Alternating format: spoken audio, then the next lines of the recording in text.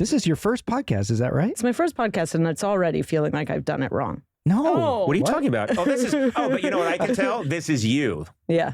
This is you, which is, my guess is you don't like to watch yourself do your work? No, it's very rare that I like that. I like it on Fleischman is in Trouble. I like that. I like watching that. Which, by the way, I told you this before we started. Fleischman is in Trouble with you and Claire Danes and Jesse Eisenberg. And I was binge watching it yesterday, and it got up to 3 episodes. And then it said, you know, we're so spoiled now. Yeah. And I am loving it. Really loving it. And in this story, I did not read the book, so I'm coming in with no awareness.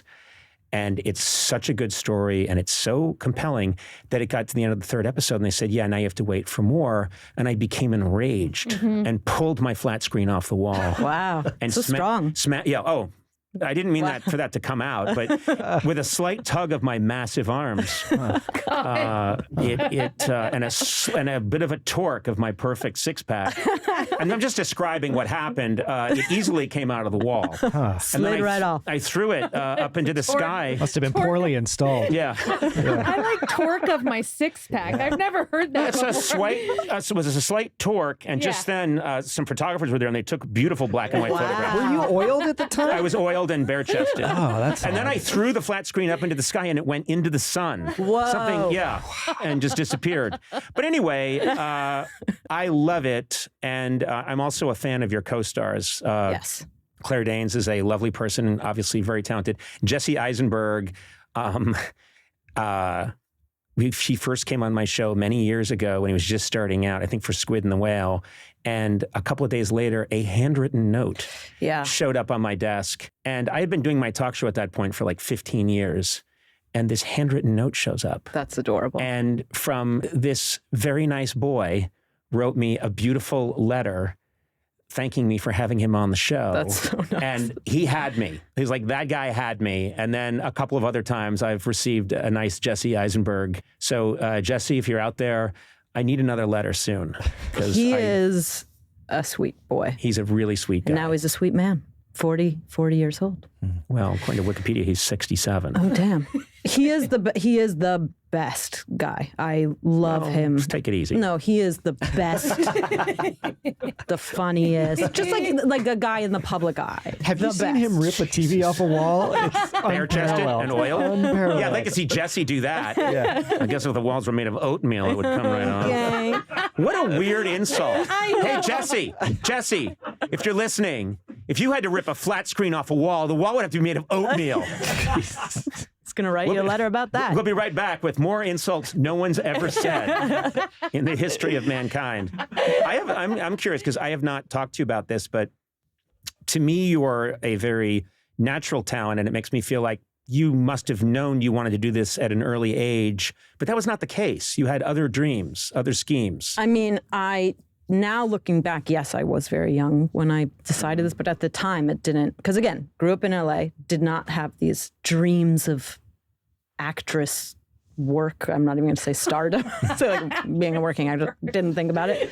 And then, I went to a performing arts high school and I played the piano. Mm-hmm.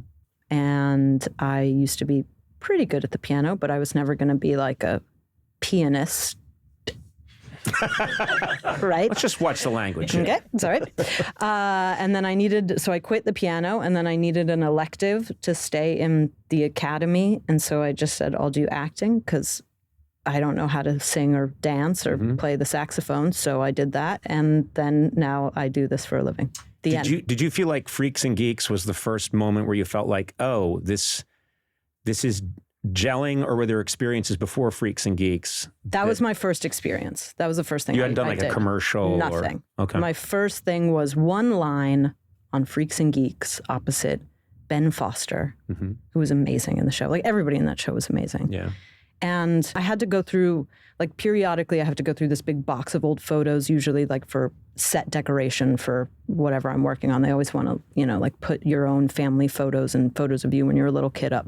So I go through this box and I found this photo that I hadn't seen forever. And it was the day that I had done this job, this Freaks and Geeks, one day of work, first day ever. And I remember this moment. I remember sitting there like talking to my dad and his girlfriend and being like, it was so crazy. There was somebody. So I'd never even been on a set. And it's like, you stand on this thing, and it's like a piece of paper or a tape, and they call it a mark. And I was eating a banana, and then it was time for us to shoot the thing.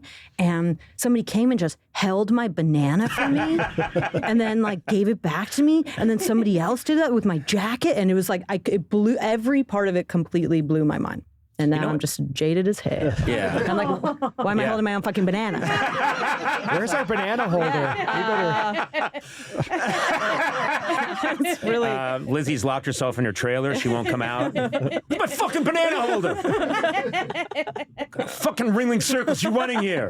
It's sweet that you say that, because I am still very in touch with when I first got started. And again, this is, you were a baby when this happened, but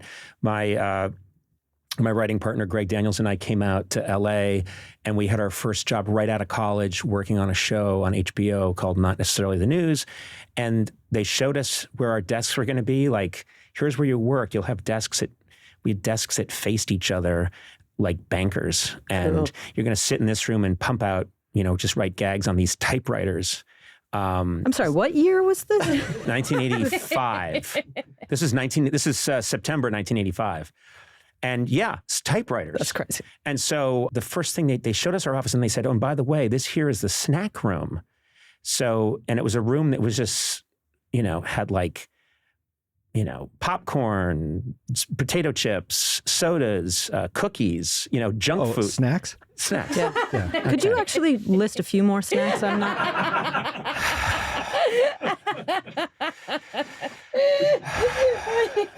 A Cracker Jack, say, which would be a popcorn with caramel. I get it. A Snickers bar. Anyway, Greg Daniels, who went on to, do The American Office and, a million other shows, and Parks and Rec, and I'm going to list all of his shows now, and more snacks. Yeah. No, Greg he went there and he came back and he had a paper plate and it had some potato chips and cookies and stuff on it. And he was like, we get to have this. Now, keep in mind, he's 22, I'm 22. And he's like, we get to have this. I don't think we have to pay. And he'd like eat them and then he'd go, I'll be right back. And it was the pure joy. Totally. Which, and now here we are a million years later, but I still remember the joy of, I'm sorry, when I was at Saturday Night Live at the craft service table. So we can have this? And do we have to sign for it? Right. No, that's a craft service table. Anybody that comes to visit, that's the thing that blows their mind the most. It takes you back to those moments. But I feel that way about like an office supply closet with like pens. Yes. And like Post-its. You just take as many as you want. Yeah. That's crazy. And you sometimes think, and to this day, if I grab a cup, this is my, podcast company building. Yeah. But if I grabbed a couple of my favorite pens, we all know what they are. The Pilot Precise Grip. What are they? Oh, God. And anyway, but you know what I mean? There's a part of me that thinks I might get stopped on the way out the door. Yeah, and you make us pay for snacks. So this is not fair. Went and I bought one of those 1940s, those machines that dispense sandwiches. Automat? And so I installed an automat. Of course you know what it's called. And What the fuck? if people want toilet paper, they have to put in, and you have to find nickels and dimes from the 1950s. Such a fun office. Yeah. Oh, it's terrific.